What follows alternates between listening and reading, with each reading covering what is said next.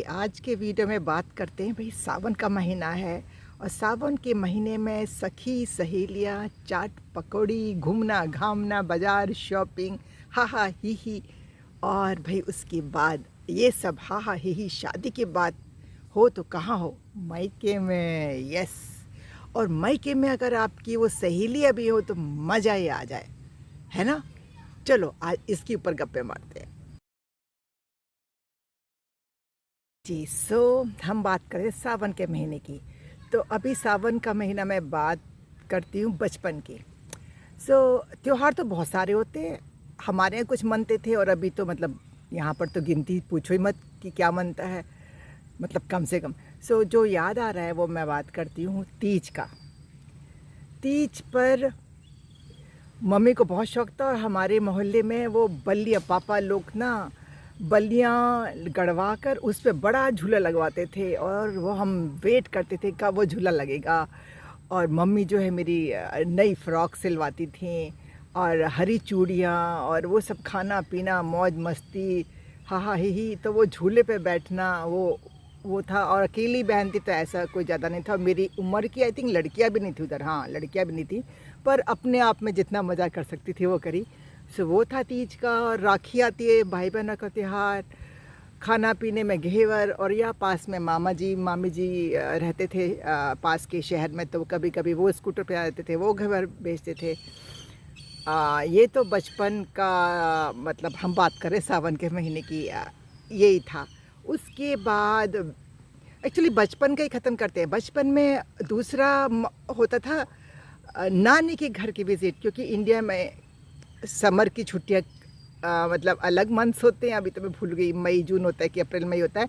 यहाँ पर तो जुलाई अगस्त होता है। तो यहाँ क्या याद है, तो मेरी अभी छुट्टियाँ चल रही हैं और यहाँ पर हमारा सावन का महीना चल रहा है, माँ बेटी का खूब मिलना मिलाना अपना घूमना घामना चल रहा है। Back to my childhood. तो जो गर्मी की छुट्टियाँ होती थी तो बस क्या होता था वहाँ पे, मज़े क्या होते थे, बस बोरिया बिस्तरा बांध के और नानी के घर सारे भाई बहन माँ के साथ। तो वो जो होता था ना बिस्तरा, वो पूरा गोल गोल वाला बिस्तरा और बक्सा होता था। नानी के बिस्तर लेके नहीं जाते हो, मेरे को गलत ध्यान, क्योंकि उनके तो बहुत बिस्तर थे। तो चलो बक्से, मेरे को वो एनीवे इंटरेस्टिंग याद है मेरे को कि बस में चढ़े हैं और कुली जो है पीछे से सीढ़ी पे चढ़ चढ़ के बक्से रख रहा है और बिस्तर रख रहा है, जो भी था। उसके एनीवे हम नानी के घर जाने का जो आता है कि सुबह सुबह जाते थे ताकि ना भीड़ ना हो, गर्मी ना हो। मेरी मम्मी को गर्मी बहुत लगती थी, वो बरस में बैठ के उल्टियाँ बहुत आती थी उनको। हम वहाँ उतरती जो खुशबू आती थी ना सुबह की, छोटा शहर था तो जो आवाज़ें होती हैं ना लोगों की वो डिफरेंट होती हैं, जो माहौल होता है वो डिफरेंट होता है। जैसे मूंगफली है, रिक्शे वाले हैं, अलग सा ही चहल पहल होती है।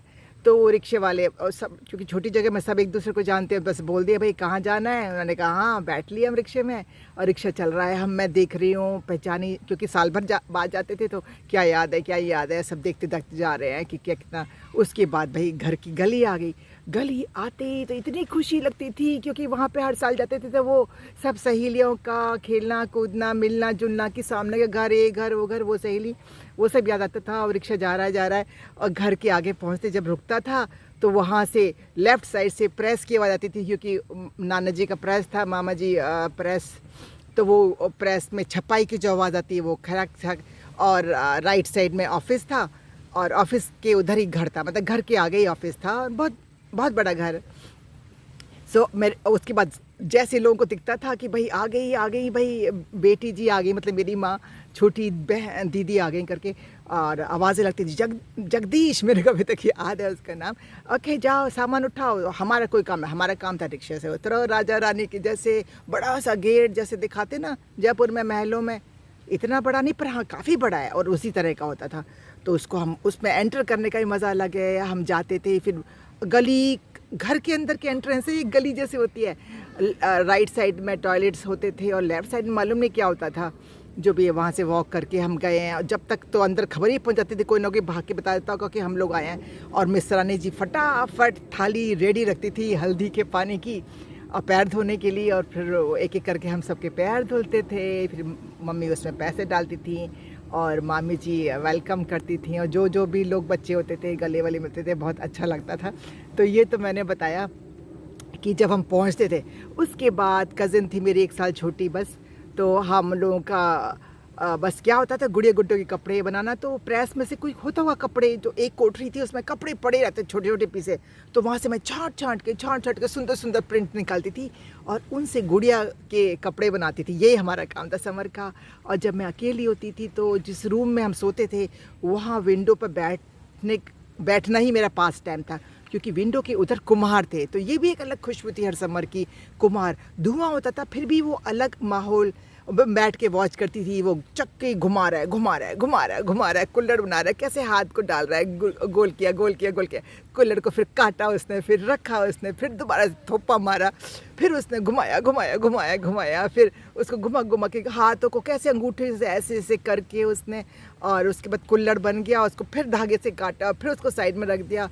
ये सब ऐसे बैठने बड़ा अच्छा टाइम पास होता था। उसके बाद शाम को फिर वो उसको पकाते होंगे तो वो सब गोल सी जगह होती थी, उसमें फिर वो अलग धुआं होता था। तो ये एक ऐसा एक्सपीरियंस है लाइफ टाइम का जो अभी फ्यूचर में कभी नहीं मिलेगा, क्योंकि कुम्हार है ही नहीं अब। मेरी मामी जी ने बताया कुम्हार चले गए, तो उस टाइम में थे। और क्या था, हाँ, प्रेस में ना बुक्स आती थी ना, तो उस पर हम सब बच्चों का काम होता था टिकट लगाना। तो हम हर बच्चे को, मैं सोची 10 पैसे मिलते थे, पर मेरे भैया ने बताया नहीं, 1 पैसे 1 बुक का मिलता था। पर हम उसमें भी खुश होते थे। अगर 100 बुक की तो भी हमें मतलब काफ़ी पैसे, 100 पैसे मिल जाते थे ना। तो उसमें हम सब बच्चे लाइन से बैठे थे, हम बोलते हमारे को हमारे को हमारे, हम झगड़ा करते थे, ये वाला जो आ रहा है बुक्स का वो हमारे पास दो, हमारे पास दो। वो बहुत मज़ा था ये सब। उसके बाद जब नाना जी थे तो वो तो खैर वॉक पे ले जाते थे, सुबह ही सुबह पार्क में, नाले पर। बचपन का तो भाई पूछो ही मत। और भाई खाने पीने के बगैर कैसे बात ख़त्म हो जाएगी। उसके बाद पता है और मज़ा क्या होता है, मज़ा पता है जगहों पे एक ये भी होता है ना, अगर वहाँ पे हेल्प होती है ना तो वो अच्छे से एंटरटेन कर सकते हैं।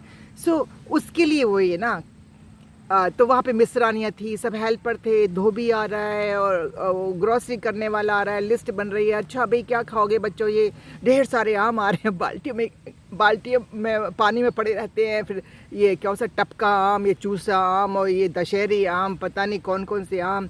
और फिर मामा जी उसमें मटके में कुल्फ़ी बनाते थे, और वो उनको देखते थे हम कि अच्छा, फिर हम थोड़ा ही देखते थे, वो मेहनत का काम करते थे, उसको उसमें कुल्फ़ी बनाते थे, हम कुल्फ़ी खाते थे। और आम का पापड़ बनता था, हम बच्चे अपने अपने टप का आम को ना हाथ से निचोड़ के और स्टील के प्लेट में अपने ना ऊपर छत पे रख के आते थे कि भाई सूख जाएगा, आम पापड़ बन जाएगा और हम ले आएंगे।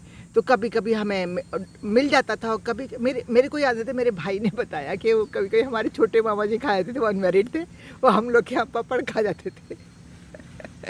और बाप रे क्या बोलूँ इसको, एडवेंचर बोलूँ, इंटरेस्टिंग बोलूँ। अभी तो वहाँ बंदर होते थे उस जगह में, तो वो घर के जीने से अगर जीना खुला है तो बंदर आते थे, तो वहाँ का रोज़ का काम था, डंडा साइड में रखा होता था, जीना खुला रह गया, किसने खुला छोड़ दिया, बंदर आ गया बंदर आ गया, और डंडन डंडन डंडन उसको डरा डरा के वापस करके फिर दरवाज़ा बंद करके आते थे। तो बंदर का भी बड़ा वो चक्कर था, बंदर आ गया, तो अकेले हम बच्चे जाने में डरते थे। और भाई रात का भी बड़ा मज़ा था, इतनी सारी खाटें छत पे लगती थी कि बस पूछो मत, लाइनें बिछी होती थी, और छिड़काव पानी का होता था, और वहाँ पे एक कोठरी थी जहाँ से बिस्तर निकलते थे, दरियाँ निकलती थी, क्योंकि सुबह ठंडा हो जाता था। सो उसका अलग मज़ा था, इतने सारे बिस्तर, इतने सारी चकाचक सोना, फिर सुबह उठना। वो टॉयलेट का तो पूछो मत, मुसीबत अलग टाइप की बात थी वो तो। सो ये खूब फन था उधर में, अलग ही मज़ा था बचपन का। तो ये सावन की बात, समर की बात चलिए, तो मैंने अपना बचपन का ख़त्म कर दिया। उसके बाद अब मैं अपना बड़े होने का बात करती हूँ। तो बड़े होकर शादी की बात करते हैं। तो मेरी मम्मी जहाँ थी, पापा मम्मी वहाँ पे मेरी सहेलियाँ नहीं थी, तो वहाँ पर वो वाला मज़ा नहीं था। बस ये था माँ के पास जा रहे हैं, माँ के हाथ का खाना खा रहे हैं, पापा का लाड़ मिल रहा है। और आगरा में जाते थे तो चाट पकौड़ी खाने को मिलती थी, और शॉपिंग वगैरह ये वाला था। और फ़न वाली बात करें जो बचपन में, जैसे नानी के घर जो फ़न होता था वो मेरा होता था जेठ जनेई घर। अगे जहाँ पे ना हेल्प होती है, नौकर चाकर होते हैं, वहाँ का तो भाई दिल तो होना ही चाहिए। नहीं, लोग ऐसे भी होते हैं नौकर चाकर रखने के बाद भी सूखे होते हैं, आपको प्यार नहीं महसूस होता। तो उनके पास नौकर चाकर भी थे, उनके पास प्यार की भी कोई कमी नहीं थी।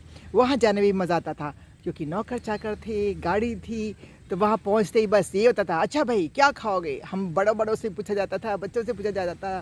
तो चाय का समय का अलग बात, ब्रेकफास्ट में क्या बन रहा है, लंच में क्या बन रहा है, आज कहाँ घूमने जाएंगे, गाड़ी में ठुस ठुस के जा रहे हैं घूमने के लिए, इधर उधर शॉपिंग के पे जा रहे हैं।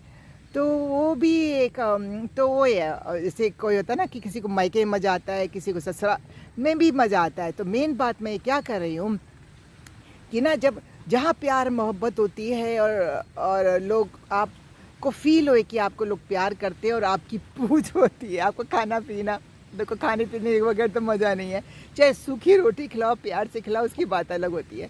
तो वो हमें जेठ जेठानी का याद आता है और मेरी बच्चों को भी वो ये ताऊ जी का ध्यान आता है, क्योंकि वो हमारे सास ससुर के समान थे। मेरी सास विडो थी जब मेरी शादी हुई, तो फादर इन लॉ तो थे नहीं, तो उन जेठ जेठानी ने ही शादी करी।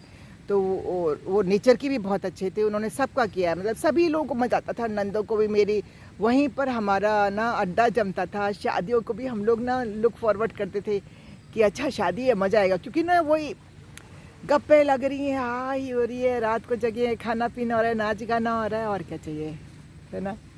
तो इस मामले में ना मेरे को बड़ा अच्छा था, कोई रोक टोक नहीं थी कि मायके मत जाओ, ना हस्बैंड की तरफ से। सास के साथ तो रहने को नहीं मिला, और एज गैप भी बहुत था, तो मेरी सास मेरे लिए सास जैसे नहीं, मेरे को दादी ज़्यादा लगती थी। वो भी प्यार खूब करती थी और सास वाला कोई दबदबा या कोई कंट्रोल नहीं करती थी वो। सो मेरे को वो कि भाई मायके का कोई प्रॉब्लम नहीं थी, जब जाना जाओ। तो मैं खूब दिल्ली से जाती थी, गाज़ियाबाद मेरे भाई भाभी थे, वहाँ भी जाती थी कार लेकर, और आगरा में भी ट्रेन से गए हैं हम। मैं कई बार गई हूँ बच्चों के साथ। होता ना, कोई लोग बड़े पुराने विचारों के होते हैं, वो कहते हैं मायके नहीं जाना, अरे अभी तो गए थे, अभी तो आए थे। हमारे यहाँ ऐसी कोई पाबंदी नहीं थी, कोई भी नहीं, क्योंकि सभी लोग जाते थे अपने मायके। जैसे मेरी जेठानी भी खूब, और मेरे माँ भी खूब जाती थी मायके। तो मेरे फादर को भी आदत थी, जैसे मैं अपना शादी से पहले की बात करूं, शादी के बाद की बात करूं, तो मेरे हस्बैंड को भी पता था, क्योंकि उनकी भाभी भी जाती थी और मेरे हस्बैंड भी उनके मायके में जाते थे। तो हमारा तो बड़ा अच्छा था, कोई ऐसा नहीं था भाई मायके और ससुराल, ऐसा कुछ नहीं था। जहाँ जाना है भाई, और बच्चों को तो सभी जगह का वो एक्सपीरियंस होना चाहिए ना, नानी का भी प्यार होना चाहिए जब जब मौका मिले, कि पता नहीं कब इस धरती पे हो, कब इस धरती से उठ जाए। और दादी का भी मिलना चाहिए जब जब मौका हो। अगर दादी दूर रहती है तो उनसे भी रहना चाहिए, नानी से भी रहना चाहिए। सारे रिश्तों की वैल्यू है, सारे रिश्तों का प्यार लेके बच्चा जो बड़ा होता है ना, वो अलग ही टाइप का बच्चा होता है। सो इस मामले में मैं तो बहुत लकी थी, को खूब अच्छा रहा मेरा। तो इसीलिए वही प्यार से और वही स्ट्रेंथ से मैं अभी तक इतनी स्ट्रांग हूँ और इतने सालों से अकेले रही, और अभी बहुत खुश रखती हूँ। मेरे को बेस्ट टाइम लगता है ये अकेले का सफ़र। अपने अपने हिसाब से ज़िंदगी जियो, जहाँ जाना है जाओ, जो करना है, मतलब जिस स्पिरिचुअल पाथ पे जाना है जाओ, कोई रोक टोक नहीं होता। कोई घर ससुराल वाला, अरे ये क्या कर रही हो, वहाँ चली गई, नहीं, उन्होंने डर लगाया था ना सन्यासी न बन जाए।